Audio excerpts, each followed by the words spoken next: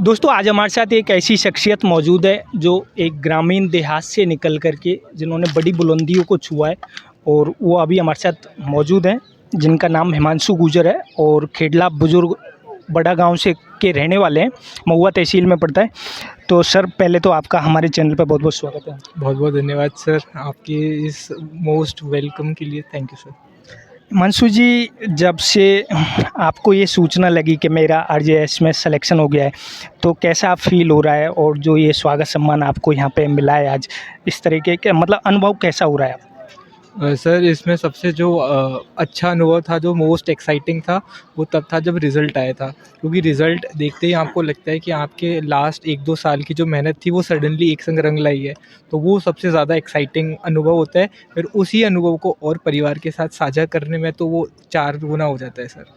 अच्छा, ये मुकाम तो आपको मिल गया, लेकिन जब इतने बड़ी पद के बारे में एक कह लो लोग वाग सपना देखते हैं ना, और वो चीज़ जब मिल जाती है तो एक फ़ील अलग सा फ़ील होता ही है, वास्तविकता ये। लेकिन जो उन लोगों के लिए क्या कहेंगे जो इस तरह के और भी सपने सजाए हुए बैठे हैं, और आप एक गांव से निकल के गए हैं, गांव में बहुत सारे लोग ऐसे सपने देखते होंगे, तो उनके लिए क्या मोटिवेट करोगे आप? किस तरह का गाइडेंस करोगे कि किस तरह से ये सफलता मिल सकती है?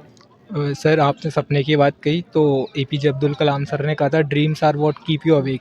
तो जो आपको जगा के रखते हैं वही सपने हैं। तो मात्र सपने सजोने से सफलता नहीं मिलेगी। सर्वप्रथम सपना देखा, ये तो पहला कदम है। उसके पश्चात आपको उसके तरफ कदम भी बढ़ाने होंगे। आपको एक बहुत ही बोल्ड स्ट्रेटेजी बनानी पड़ेगी और उस पर नित्य प्रतिदिन एक एक कदम आगे बढ़ाता रहना पड़ेगा। And the rest is on God कि वो क्या करते हैं। आप अपना पूरा कॉन्ट्रीब्यूशन दो और at the end of the time ऐसा नहीं होना चाहिए कि आपको कहीं न कहीं गिल्ट हो, रिग्रेट हो कि मैंने अपना 100% नहीं दिया, मैं और कर सकता था। अगर आप अपना 100% देते हैं, then the rest is upon destiny, फिर वो भाग्य देखेगा। अच्छा हिमांशु जी, मिडिल क्लास लोग भी ये सब कुछ करना चाहते हैं, मतलब ऐसे पद पाना, ऐसी जगह पे पहुंचना, लेकिन उनके लिए सबसे बड़ी जो प्रॉब्लम है क्रिएट होती है, या तो पैसे को लेकर के कह लो या फिर व्यवस्थाओं को लेकर के कह लो। उनको एक मतलब एक डायरेक्शन नहीं मिल पाता है कि हमें किस तरह से जाना है और हमारे लिए क्या क्या चीज़ों की ज़रूरत पड़ती है। तो उन लोगों के लिए आप क्या कहोगे कि किस तरह से उस जगह पर आप जा सकते हो ईजिली? सर सर्वप्रथम तो जैसा मैंने पहले कहा, एक सपना देखना पड़ेगा, उसके बाद उसकी स्ट्रेटेजी बनानी पड़ेगी। रही बात आपने कहा उन मिडिल क्लास लोगों के लिए जिनके स्पेशली इकोनॉमिक ऑब्स्टेकल हैं, कोई भी आर्थिक दबाव है, संकट है, तो उन लोगों के लिए सर्वप्रथम जो राजस्थान स्टेट गवर्नमेंट की एसडीई की स्कीम चलती है गुर्जरों के लिए, एसबीसी, वो एक बून है, उसका यूज़ करो। उसको यूज़ करके आप बहुत सारी डिग्रियाँ कर सकते हो यूजी, और उसके पश्चात फिर आपकी प्रिपरेशन है, आप कॉम्पिटिटिव एग्ज़ाम्स की तैयारी करो, आप एकेडमिक्स में ऊपर जाओ। बट मतलब even every step will be supported by the destiny, by the people. अगर आप मेहनत कर रहे हो, आपको आपके परिवार, आपका समाज, आपको सरकार, सब कुछ आपके अलाइनमेंट में आ जाएंगे। If you are just persistent कि आप मुझे जो हासिल करना है मैं उसके प्रति कदम बढ़ा रहा हूँ, and the rest will happen. You must simply do your task which is hard work. अच्छा, आपको यहाँ तक पहुँचने में किन किन समस्याओं का सामना करना पड़ा था? क्या क्या मजबूरियाँ रही थी आपकी? और मतलब एक होती है, एक आदमी को किक मिलती है कि मेरे को तब जाके मिली थी, ये उस जगह पे जाके मिली थी, तो वो कब क्या हासिल हुआ? जी, मेरे ताऊ जी विशाल भगत जी सिंह ने, मेरे चाचा जी बाबूलाल जी ने, पिताजी, पूरे घर ने मुझको बहुत आगे समर्थन किया, सपोर्ट किया। बट एक समय आता है जब आपको यात्रा खुद ही तय करनी होती है। तो once I was in law, मैंने लॉ की डिग्री परस्यू की, तो फैमिली में कोई लॉ में था नहीं। सो आई वुड से कि वो सबसे ज़्यादा हार्ड पार्ट था, क्योंकि I had to discover everything. मुझे सब चीज़ें खुद देखनी थी कि क्योंकि वास्तव में कोर्ट्स होते क्या हैं, लॉ होता है क्या है, विधि को विधि के तौर पे समझना। क्योंकि विज्ञान और गणित का ये है कि अगर आपको सूत्र आते हैं तो आप उनको रट लोगे, बट विधि है, लॉ है, वो बहुत सारी किताबें हैं, बहुत ढेर सारे कानून हैं, आपको उनको पढ़ना, रटना, समझना सब पड़ता है। और उसके अलावा जो हमारे होता है कि प्रैक्टिकल और थ्योरी में बिल्कुल अंतर होता है। थ्योरी हम ले दे के कॉलेजों में सीख लेते हैं, बट प्रैक्टिकल के लिए खुद कोर्ट जाना, मेरे घर से कोर्ट काफ़ी दूर था, तो वहाँ तक का सफ़र तय करना, फिर वहाँ sir I am telling you कि हम ये कोट गर्मी में भी पहनते हैं, तो भरी गर्मी में भी ये कोट पहन के हम जयपुर में जो डिस्ट्रिक्ट कोर्ट है वो 7 मंजिला है, और इसमें लिफ्ट हर टाइम अवेलेबल नहीं होती, और किसी भी सीनियर के कहने पर बस पूरे ऊपर नीचे चक्कर कटाओ, पूरे पसीने तर जाओ। तो थोड़ा सा फिजिकल और थोड़ा सा मेंटल ब्लॉक हर किसी के पास आते हैं, बट आप पार पा जाओगे अगर आप परसिस्टेंट हो, डेडिकेटेड हो तो। अच्छा, परिवार में सबसे ज़्यादा सपोर्ट किसकी मानते हो कि मेरे को सबसे ज़्यादा इसने सपोर्ट किया था या पुश किया था पीछे से? सर किसी एक का नाम लेना तो अंडरमाइन हो जाएगा पूरे फैमिली को, बट आई वुड से कि बिल्कुल हायरार्की है। हमारे ताऊ जी हैं विशाल भगत सिंह जी, सबसे बड़े हैं हायरार्की में, फैमिली में भी, और मोस्ट रिस्पॉन्सिबल और most educated as well as most experienced हैं। तो उन्होंने सर्वप्रथम हमें बताया कैसे कहाँ जाना है, and the rest was done by my चाचा जी बाबूलाल जी। उन्होंने देखा, उन्होंने किया।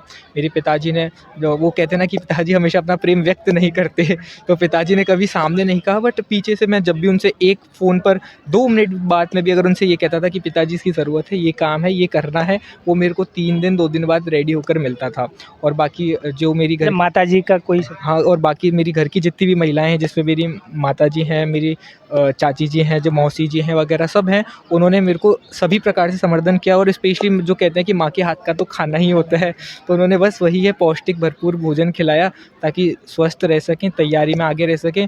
क्योंकि मैं जयपुर में घर रह के तैयारी करी, तो अगर मैं पीजी लेकर रहता तो एक सबसे बड़ा ऑब्स्टेकल होता है खाने का अरेंजमेंट करना, तो वो मुझे फेस नहीं करना पड़ा, जस्ट बिकॉज़ कि मेरे पास फैमिली थी, मेरी चाची जी ने सबने समर्थन किया, तो उस वजह से। अच्छा हिमांशु जी, एक मेरा लास्ट सवाल है आपसे। देखो समाज में बहुत सारे नेता हुए हैं ना, और हम जैसे गांव वालों को तो ज़्यादातर नेता ही देखने को मिलते हैं। तो नेता से लेकर के या फिर कोई ऐसा व्यक्ति हो जिसमें समाज में अच्छे काम किए हों, तो किसी को आपने एक ऐसा रोल मॉडल माना हो या फिर कह लो उनसे प्रेरणा ली हो कि नहीं यार उसने वो वचन दिया था या कहा था कभी, तो वो सुन के आपको एक प्रेरणा मिली हो? सर प्रेरणा लेने के लिए तो हमारे समाज में, देश में व्यक्तियों की कमी नहीं है, और मैंने बहुत सारे व्यक्तियों की जीवनियाँ पढ़ी हैं, उनके कोटेशंस, उन पर निबंध सब पढ़े हैं। मैं आपको बहुतों के नाम गिना सकता हूँ। तो मेरा सिंपल सा फंडा है कि आप हर एक व्यक्ति, हर एक पर्सनैलिटी से कुछ एक्सट्रैक्ट कर लें। आपने विवेकानंद जी से क्या सीखा, रामकृष्ण परमहंस जी से क्या सीखा, आपने एपीजे अब्दुल कलाम से क्या सीखा, सबका एक जिस्ट लें और उसे अपने एक्सपीरियंस के हिसाब से यूज़ करें। That is what I would say. अच्छा, आपकी जो यहाँ की संस्कृति है अपने गाँवों की, संस्कृति की झलक आपके अंदर है? सर इस मामले में मैं बहुत ही बोल्ड रूप से कहूँगा कि एक वृक्ष होता है वो तब तक ही जीवित रह सकता है जब उसके सारे अंग उसके साथ हों। अगर उसकी पत्तियाँ नहीं रहें या उसकी जड़ें ना रहें या तना नहीं रहे, तो वो वृक्ष वैसे भी किसी काम का नहीं है, या तो उसका सड़ना, उसका सूखना तय है। तो पूरे वृक्ष को होना बहुत ज़रूरी है और उसके हर एक अंग को जीवित होना ज़रूरी है। और मैं ये मानता हूँ कि आप चाहे शहर में जाके पढ़ें, चाहे आप विदेश में जाके पढ़ें, चाहे आप ना पढ़ाई कर बिज़नेस करें, आप जीवन के किसी भी संस्कारों को परस्यू कर रहे हों, कहीं पर भी हों, बट ये बहुत महत्वपूर्ण है कि आपको अपने जड़ों का बहुत आभास होना चाहिए, कि क्योंकि केवल वो वृक्ष जिस अपनी जड़ों का आभास होता है, वो ही अपनी शाखाएँ दूर तक फैला सकता है। तो आपको अपनी संस्कृति का पूरा पता होना चाहिए, आपको उसकी गरिमा का पता होना चाहिए, अपने इतिहास का पता होना चाहिए, वरना आप एक साधारण मानव जैसे ही हैं। अगर आपको अपनी संस्कृति, अपना इतिहास, अपना पुरखों का कुछ नहीं पता, तो सर मैं कभी रस्सियों पे डांस किया आपने शादी ब्याह या कोई प्रोग्राम फंक्शन? सर मैं झूठ तो नहीं बोलूँगा सर, किया है, बिल्कुल किया है, बाकायदा सर किया है। घर पे सामाजिक परफॉर्मेंसेस होती थी, शादी में हो सकता है सर किया है, बट आई एश्योर यू कि अब जिस पोस्ट पर हैं तो अब वो नहीं मिलेगा। बहुत बहुत धन्यवाद हिमांशु जी। दोस्तों ये थे जो अभी वर्तमान में एक ग्रामीण देहात से निकल कर के और एक जज की पोस्ट पे पहुँचे हैं, जिनका नाम था हिमांशु गुर्जर, जिन्होंने बखूबी बताया कि गाँवों से किस तरह से हम निकल के गए थे और उस जगह पे पहुँचे हैं।